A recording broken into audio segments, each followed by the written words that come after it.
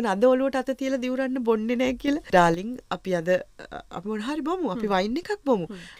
ඇත්තටම ඇයි මත් වතුර පාවිච්චි කරන පිරිමින්ට බොහෝ කාන්තාවෝ කැමති නැත්තේ. ඒ වගේම මත් වතුර පාවිච්චි කරන පිරිමි ඇයි මෙතරම් මත් වතුර වලට කැමති? අද ඔලුවට අත තියලා දිවුරන්න බොන්නේ නැහැ කියලා. ඩාර්ලින් අපි අද අපි මොන හරි බොමු. අපි වයින් එකක් බොමු. ඇත්තටම ඇයි මත් වතුර පාවිච්චි කරන පිරිමින්ට බොහෝ කාන්තාවෝ කැමති නැත්තේ. ඒ වගේම මත් වතුර පාවිච්චි කරන පිරිමි ඇයි මෙතරම් මත් වතුර වලට කැමති? අම්මලා කියන්නේ මගේ දුවට මම හොයන්නේ බොන්නේ නැති මහත්තයෙක්මයි. ඒ අයියා බොනවද දන්නේ සත්තු වගේ හැසිරෙන බොන අය දැකලා තියෙනවා ඕන තරම්. අපේ හස්බන්ඩ් චුට්ටක් බීලා ආපුවම හරි රොමැන්ටික්.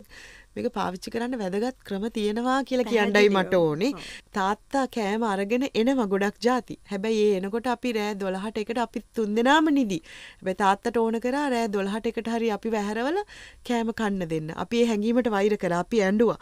ඉතින් බිව්වා කියන එක ලෝකේ තියෙන ලොක්කම වැරද්ද කරගෙන දඬුවම් කරන වයිෆ්ලත් ඉන්නවා.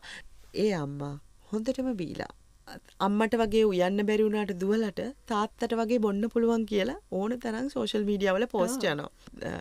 බොන්න ඉතින් ඒක හොඳ බෙහෙතක් නේ නේද?